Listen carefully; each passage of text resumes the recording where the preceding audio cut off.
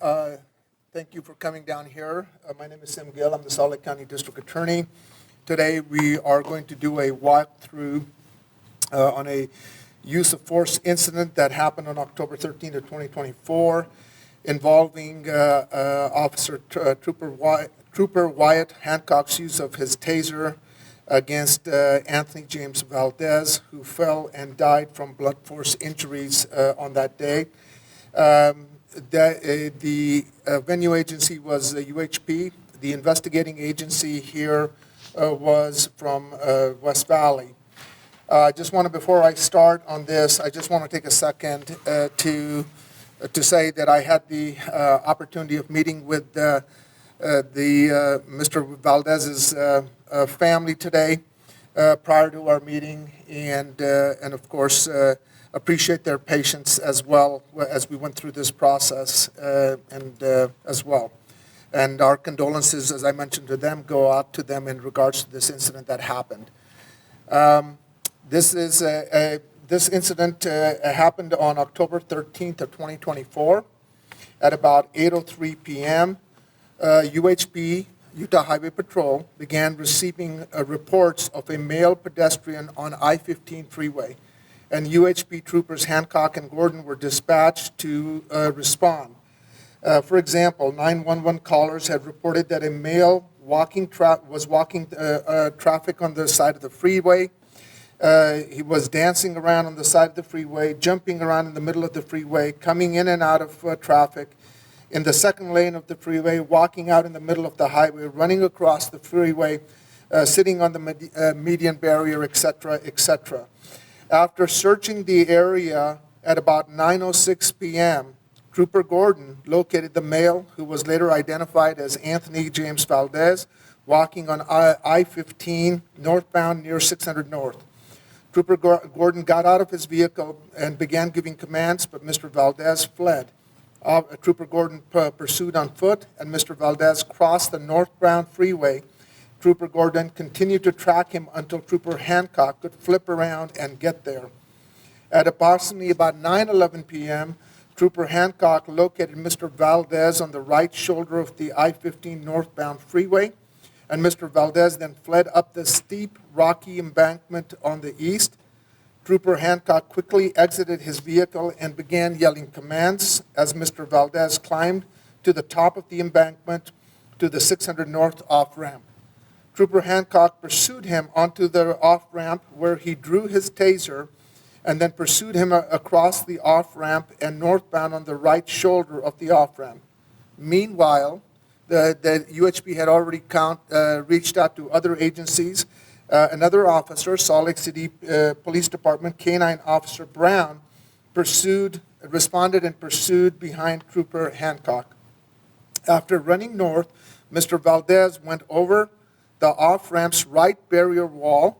As Trooper Hancock approached, he yelled, "Get on the ground, taser, taser, taser," and deployed his taser at Mr. Valdez's back.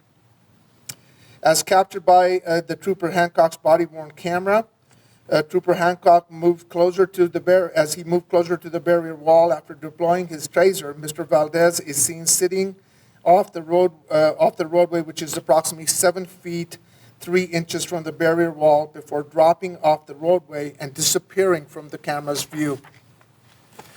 Trooper Hancock later explained, and let me just pause for a second there. As many of you know, it is the constitutional right of every officer to not want to speak to our investigations. I just want to commend Trooper Hancock's decision to speak with the investigative officers and sharing of the context of what happened. That helps us flesh out the factual scenario much more robustly. And the other thing I just want to note also, just as another observation, Trooper Hancock gave all of his statements without reviewing his body-worn camera, which is a very important thing from my perspective, because it allows us to really focus in on his impressions of what happened. Because after you watch a body-worn camera, there's always the possibility that you're making your statement with consistency of having observed that, but not always the case. But I just want to point those two things out about Trooper Hancock's cooperation with the investigators. Trooper Hancock later explained to the investigators, "I unholstered my taser and pointed at the subject. He started to hop across the concrete barrier on the right shoulder. And again, I waited to deploy my taser because him hopping, it would immobilize him, and I did not want to hurt the subject. So when I saw the subject stand," and this is, I'll bring it to show you, as he jumps over the barrier, this is what he's referencing to. "I saw the subject stand and prepared to continue running. I then deployed my taser. The subject screamed and he disappeared. We had poor visibility in the dark about 9 p.m. The only light was coming from whatever overhead lights were from the freeway from traffic. The brightest light was actually coming from my taser light. So it looked like there was trees right beyond the subject right before I deployed my taser. Based on my familiarity with the area, I knew that the on-ramp to the opposite side had a gentle slope leading downward with grass, so I believed that it would be the same on that side.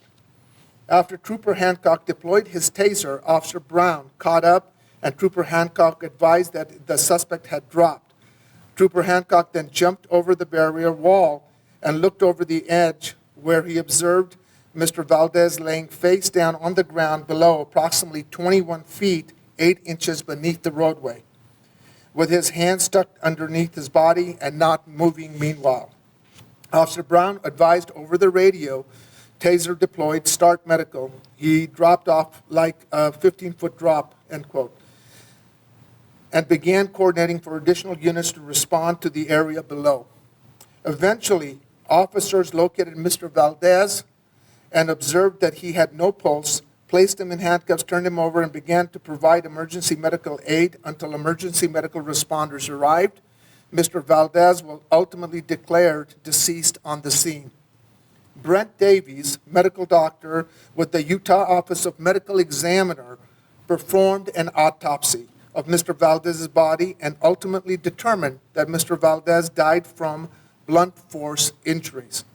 In discussing his findings, Dr. Davies opined, quote, "Given the circumstance surrounding the death as currently known and the examinations of the findings, the cause of death is blunt force injuries. The manner of death is undetermined." End quote. Dr. Davies further reported he fell approximately 21 feet onto the ground below. Pertinent finding at examination were severe blunt force injuries to his torso of sufficient severity to cause death. Review of the body cam video demonstrates he appears to be preparing to push himself off the ledge when the taser is deployed. It is not clear at what point the barbs strike his body and what role the device might have had in his death. Dr. Davies reported his examination findings of 2 taser barbs embedded in the skin of Mr. Valdez's back, right upper back and lower mid-back. Additionally, Dr. Davies reported that post-mortem toxicology with blood was positive for methamphetamine and amphetamine. During the investigation, the protocol investigators determined that based on information provided by the Axon taser, the taser probe spread approximately 18 inches, the distance between the Trooper Hancock and Mr. Valdez at the time of the impact, thus was approximately 10 to 10 and a half feet. At this time, I'm going to just share with you what we do have in terms of the video, and then I'll come back to that. The context that I want you to understand is this is at nighttime. This is on I-15. There have been multiple individuals who have called in concerned about a person in different capacities at different locations on I-15 who is on the freeway, engaged in different kinds of behavior. The initial contact reveals no contact with him, but eventually, as they come back, the first person to contact him is Trooper Gordon. We'll show that video. The second person to contact him is Officer Hancock, who deployed the taser and the context in which that occurred. And then, of course, there's Officer Brown, who, although was not actively involved, was nonetheless there. We'll also have video from the dash cam to give you full context as we try to reconstruct what happened. Keith, let's go to this first video. The first is actually an orientation shot. So what this is that this is the freeway off ramp that you've got. The video will be able to show, this is going to be at nighttime. The subject will move across this way, the trooper will move across, and they go down, and these trees will be visible also. And this thing right here is a concrete barrier that is right next to the freeway. So that gives you kind of an orientation of it. The first video that we will show, Keith, go to the next one. Okay, so this is Trooper Gordon's body cam. Now, he's the person, the calls have gone out. They're trying to locate, but the subject keeps moving over multiple different locations over an extended period of time. Now, during the statements that were given to us by Trooper Hancock, he indicates to us that this was really odd because their experience usually is when calls for services come to the troopers, within 5 minutes, they're going to find out. There's a car on the side, somebody's been abandoned, they get very quickly. Or the person has left. So by the time we get to an incident, the driver has already gone, so we don't see them. What gave him concern was this was over a 40, 50-minute period, over an extended period of time, and there were multiple sightings of this person, and of course they were very heightened. They wanted to get to this exigency because they were concerned that he was going to get hurt or somebody else on the freeway was going to get hurt or cause a collateral accident. So Trooper Gordon's body cam, go ahead and play that. Hey, stop right there. There, he runs from him. You can see the traffic.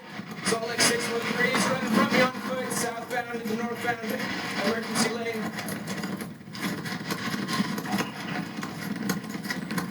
Right there, still running.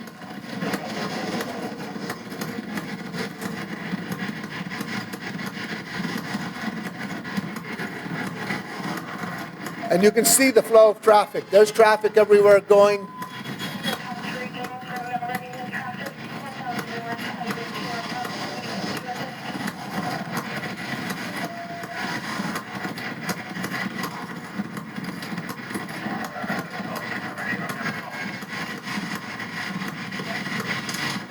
Hey, come here.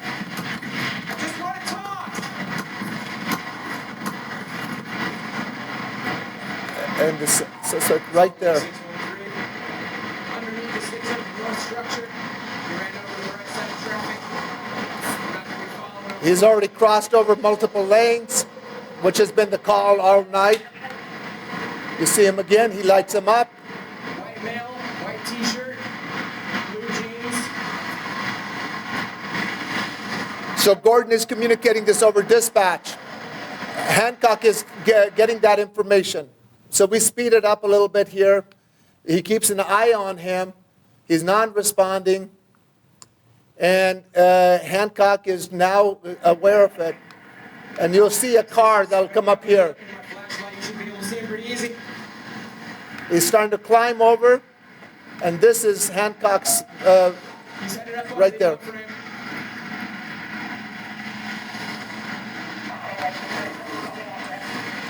And that's Hancock right there.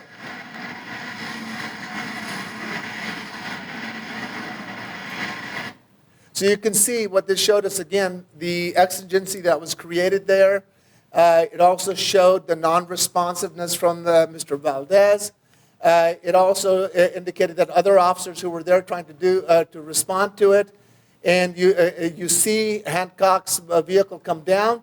And you can see from the perspective of Gordon's body cam, the subject has jumped the barriers again over to the rocks. He's going on to other ongoing traffic here, and Hancock is giving pursuit from over this side. So the next video that was available to us was Trooper Hancock's dash cam, separate from his body cam. So this is important. You can see as the initial approach. Keep in mind that Gordon has already moved, has been calling this in. This is Hancock's response from the dash cam perspective. This is the other on ramp, off ramp. You can start to see, you'll see the subject right in this area, right there. He's now jumping. The other trooper is over here.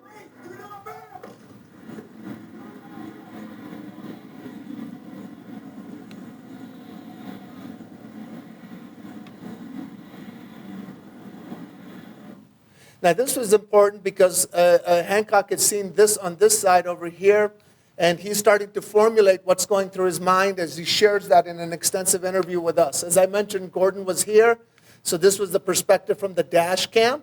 So then we moved next to the body cam that was available to us from Officer Hancock, who utilized the trailer. So you've seen the car come up. Now this is from his perspective. The only caution that I always do with body cams is, what the body cam sees isn't always what the officer sees. It depends on the location of the body cam. It gives us insight from an investigative perspective, from orientation. But my head, if the body cam is here, my head can swivel so I can see a lot of different things. But it does lend us good perspective. Go ahead and run that, Keith.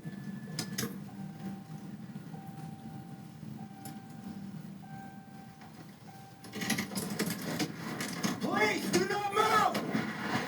Do not move! So like 637 is on the off ramp.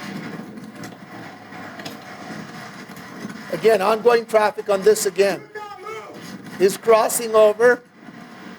You can see multiple cars going by. The officer. You're gonna get tased!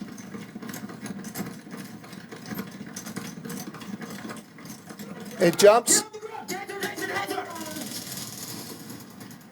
And Brown is right there and responding. Oh, he dropped a long ways. Is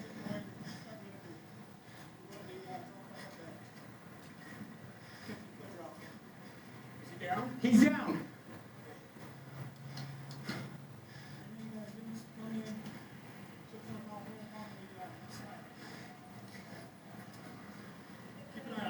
I'm keeping an eye on him. He's not moving.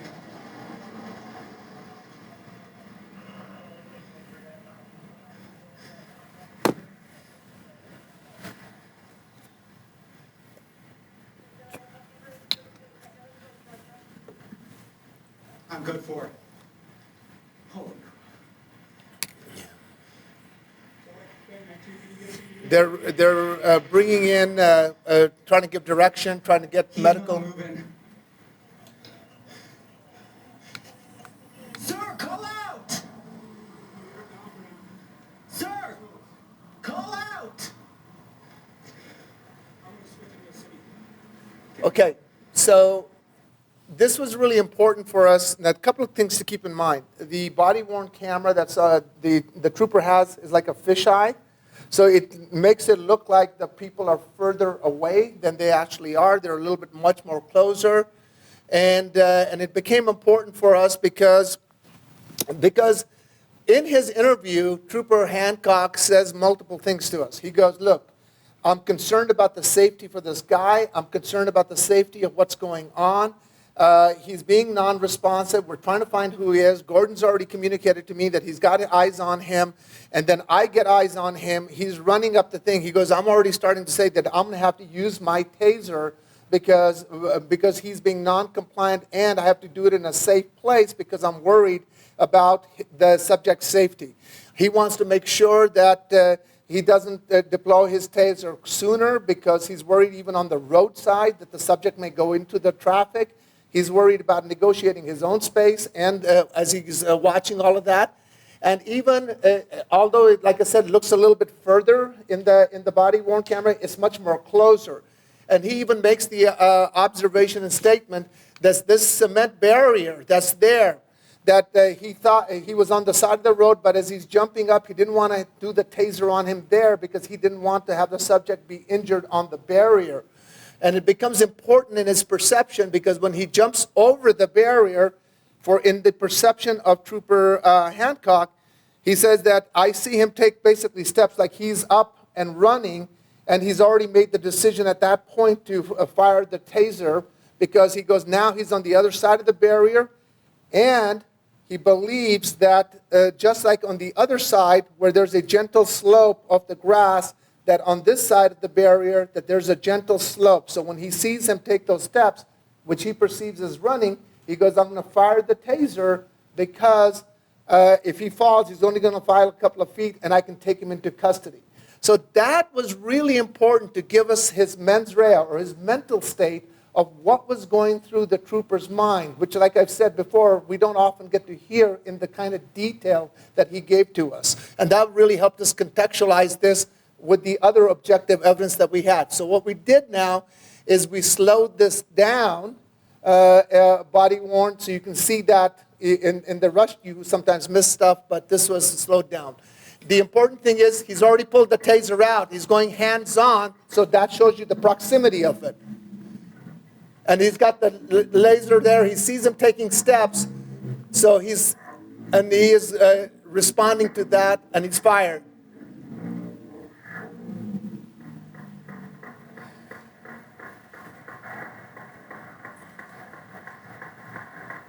And you can see how close Brown was right behind him. Now, Keith, I'm going to have you take that back one more time for me. Again, let me just contextualize. The fisheye makes it look further.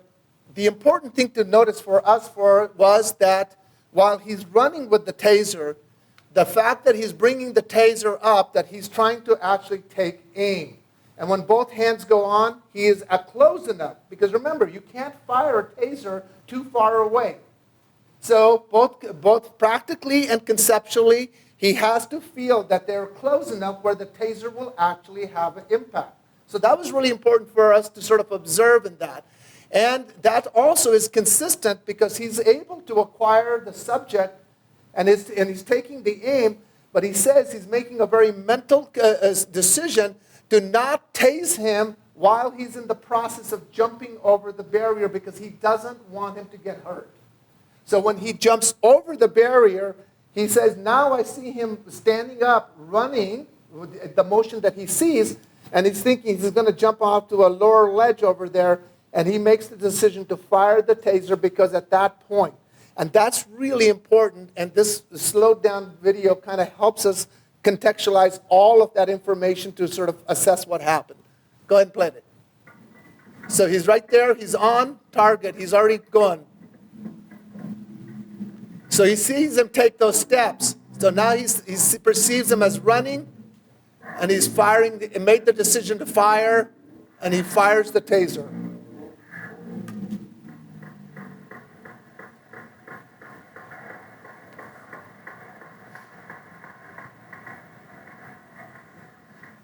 And this happens so quickly in that context. Let me see here. Oh. Okay, so go to the next one.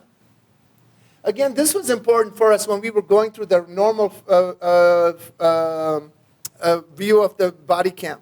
Because as we got the statement and the statement from the trooper saying, I knew that I had to use a taser rather than any other kind of force, you can see because he actually has made that decision as he's jumping up because he's already pulling the taser out. And that was really important and consistent with this, the debrief that he did and the interview that he gave to us. And that decision to pull the taser out is really important because he's now telling us what he assesses the situation to be. And that allowed us to give a collaborative consistency with him. Again, the fisheye makes it look a lot further, but there's Mr. Valdez right there. And that was important for us to, again, look at all the pieces of evidence that we could find that to help us with that. Let me see here. And then the next one was the other, for completeness, Officer Brown, right? Go to the next one. Did we there? Okay, all right. All right, so after we had this information, again, as I mentioned to you, a couple of things. The ME's finding, as I want to just go back for emphasis, ME report that he said, Dr. Davis further stated, he fell approximately 21 feet onto the ground below.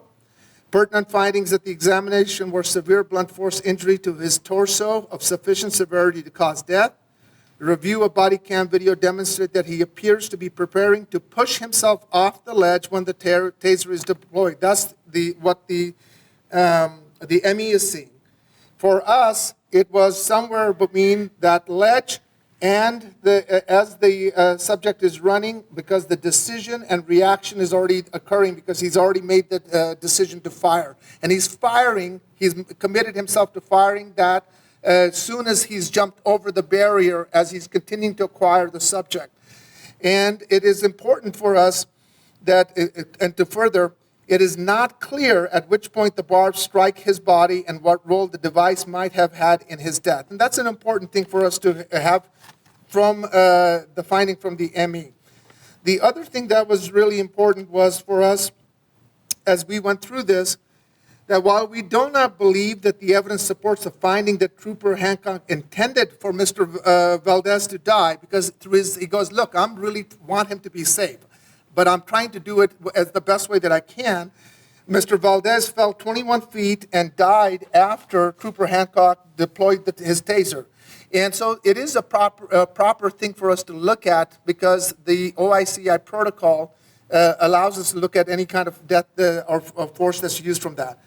And so Hancock deployed his taser at him while he was sitting on the edge, elevated off the roadway ramp. Additionally, while we were not able to determine precisely when the taser barbs impacted Mr. Valdez in relation to when he left the ledge, we know that the taser deployment was successful, as the medical examiner found 2 taser barbs embedded in the skin of Mr. Valdez's back, and that 18 inches apart. And from that, we could extrapolate that he had to be close to between 10 to 10 and a half feet of the person. So 10 to 10 and a half feet when he fired the taser. So in this case, we were unable to determine whether and to what extent, if any, the taser deployment caused Mr. Valdez to fall from the ledge. We could also not rule out that the taser deployment did not cause or contribute to Mr. Valdez's death. In other words, we were unable to determine, based on the body-worn camera recordings as well as other evidence in the case, whether Mr. Valdez's fall was voluntary, that is, he jumped or pushed himself, or involuntary as a result of being tasered. Notably, the medical examiner determined that Mr. Valdez died of blunt force injuries. He was similarly unable to determine the manner of death in discussing his findings. And so he further went on to say, it is not clear at what point the barb strikes his body and what role the device might have had in his death. But nonetheless, as we reviewed this and went through everything that he had, our conclusion then is that when we evaluated all these facts and applied the law, Trooper Hancock explained his decision to use force to investigators. For example, Trooper Hancock explained that he believed that he needed a taser when he saw Mr. Valdez running from him and heading again into traffic area, and that it was a question of when, and knowing when was the safe spot to do that. Trooper Hancock explained further that he did not use his tasers when Mr. Valdez was on a rocky embankment because, quote, it would immobilize him and cause him to fall down the hill. Running across the off-ramp, because he didn't want to, again, use his taser then, because if he immobilized, he might get struck by a car. Or hopping across the concrete barrier on the right shoulder because of the potential injury from a heightened position, as it would immobilize him, and I didn't want to hurt him. Trooper Hancock explained, quote, when I saw the subject stand, that what he's saying is when he jumped over the barrier and sees him standing, prepared to continue running, I then deployed my taser. Trooper Hancock explained that when he did so, they had poor visibility in the dark. It looked like there were trees right beyond the subject, and he believed there would be a gentle slope leading downward with grass like the one on the ramp on the opposite side. So when we take all of this information in there, what we have, when we looked at the filing of charges, we declined to file those charges, and as I explained to the family this morning, this is just a terrible tragedy that happened here. Everybody was trying to do whatever they could to try to contact Mr. Valdez, tried to bring him into a zone of safety. And as we looked at the totality of the evidence, our conclusion is that we would decline to file any kind of criminal charges. This was a little bit different and unique for us because most of our reviews are often with the use of weapons, like a use of a gun. But in this, the use of the taser and the context posed a really interesting challenge for that. So with that, I'd be happy to answer any questions. Yeah. What was the response? You said that you spoke with the family, or how are they coping? What did they say about this? Yeah, no, I want to be respectful to them. When I meet with families, my job is to share with them in completeness the totality of the information that we have, and our conclusions. Of course, they're distraught. Of course, and you've heard me say this before. Regardless of the context in which we often find ourselves analytically, the person, the subject, is often somebody's child, somebody's uncle, somebody's father, somebody's brother here. And of course, they're distraught, they're devastated, and they're trying to process their grief through this process. And they don't have to agree with our conclusion, but I also explained to them what my burden of proof is, what the context is, and at the end of which was a very painful meeting for them, but they, I think, understood from the perspective of what we were sharing with them how quick, exigent, dynamic situation this was, and based on what we were told and what we had access to, what was going through the trooper's mind when he decided to use that force. So it's a very painful moment for them right now. So in summary, you can't tell if he was about to jump and got tased or if the taser caused him to fall. That's right. Okay, but the taser was effective, right? Yes. So at the very worst, was he incapacitated when he was falling? Yeah, so that absolutely, right? You're right on. You're spot on. Because what I can get to the point is in the thinking of the trooper, a couple of things I said. He's bringing the taser up because he's acquiring the subject. And like I said, the distance is actually very compressed. So he has him in there, but he is also saying, I'm making a conscious decision not to fire because I'm worried about the barrier that he's jumping over, because I don't want him to get hurt. And it's dark, and he had in his perception that there's a slope on the other side, because when he sees him jump the barrier and starts moving, he's already made the decision. He goes, now I can fire. I feel like I can fire because if he does fall, it's going to be a grassy little slope, and I can take him into custody, right? And so he's made that decision. And as quick as we try to capture it, it is right that space. You actually see the subject go over, take a couple of steps. It's consistent with the perception that the trooper is telling me. And he is seeing him move like he's running. He's making that fire. And he goes, look, we were trained that the mass is back. So I had acquired him. I made the decision to fire. And this is what was going through my mind. And what you see is the subject actually stepping down and sitting, like he's lowering himself down there. And at that point, just like the ME and like we know it's going to have an impact. We know it made a contact. So was he already in the process of jumping off, or as he was lowering himself on it, or did that compel him to that happen? So that was the context that we were left in. I think it can go either way. But for us, the more important question was, can I criminally charge him for something here? What is the criminal wrongdoing that I could charge? Because nonetheless, for the sake of argument, let's say everything is there, he's made the contact, he's decided to use, like he's saying, at that point, was that an unreasonable place for him to do that, given everything that he's shared with us through that interview? All the stuff that's going through his mind, that why he's making the decision to fire. And our collective conclusion was, no, he did everything he thought he could do. He was mistaken in that, but he explained why he thought there was a slope on it, and that's an issue for something else, but not for a purpose of criminal He charging. sounded genuinely surprised when he looked over the edge. Yes. Well, that was important. And you observed the same thing. So when he goes over and he sees, you see the expletive that comes out of his mouth. That gives me insight to what his perception was. What he believed and what he now witnessed, his emotions are right there. And then when he debriefed with the investigators, he gave us as thorough of a context to that he could. And that's really important, that we don't always get that. I have to speculate on that sometimes in a reasonable inferences.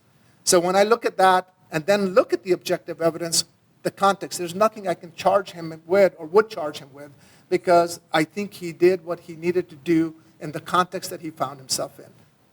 And it is a tragedy to what happened, but I know why he did what he did at the time that he did. Yes? Did the family give any insight into why Mr. Valdez was there in the first place? Was he in distress? You know, my take of it is I did not ask him that purposely, because there's nothing that they could have shared. Their concern and grief was there. So I wanted to share information with them about the decision that I had made and what I had observed. And I don't want to speculate to anything there. But what I did share with them, there were some concerns, right? Because like every family member, or whether it's them here or anything, right? Were there other alternatives available? Could they have done something else? And the conversation that we did have, and as I shared, is that the thing that was driving all of this was the exigency, and it goes back to a statement that Trooper Hancock made to us before, which is, hey, whenever we get calls, it happens. We can see we usually make contact within 5 minutes. We make contact with who's maybe the subject of that call, or they're gone because somebody sees somebody pull over, somebody's calling 911, and by the time you get there, that driver's already gone. What concerned them was this was an extended period of time, multiple calls that were coming in a geographic location which they couldn't figure out where it was, and this person kept coming back to it. So they had a heightened sense of exigency. They were concerned, regardless of why he was there, it didn't matter, he was in harm's way. And there were other people who also could have been collaterally harmed by them. So that was the exigency that was driving them. And that's what you see with Gordon. Gordon comes up. What he just wants to do is to stop and be there, come to him so they can get to him. But he's running across oncoming traffic. He's moving through that process.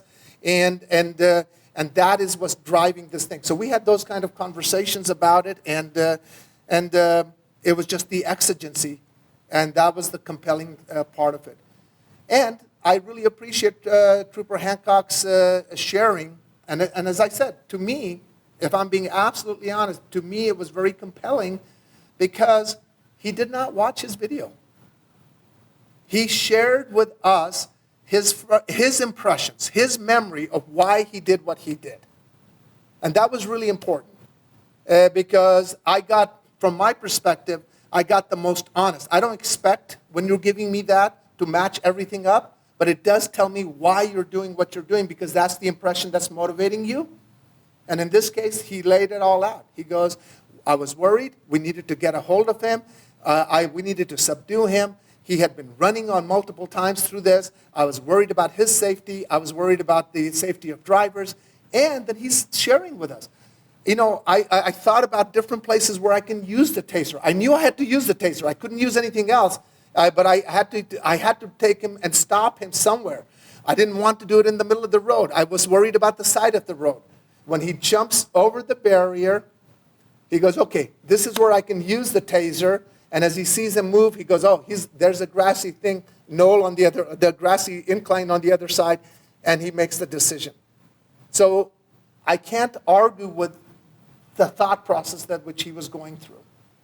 Do you believe you would have reached the same conclusion without his testimony, or is this just made easier? Look, for us, the basis that I always say, my conclusion, when I don't have testimonies, that does not absolve me or my office in wanting to share honestly with our community of citizens what happened.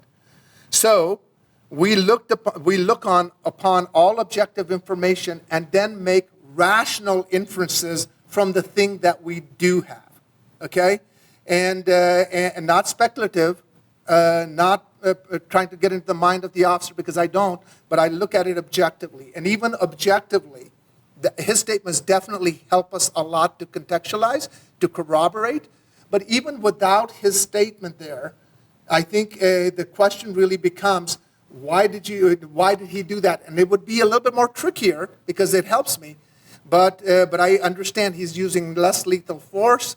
And I would always be open to saying, well, why did you decide at this moment? Why not at some other thing? So it causes a lot more challenge for us, but this really helps me understand it, and then I can corroborate it with the objective evidence. Anybody else? Thank you.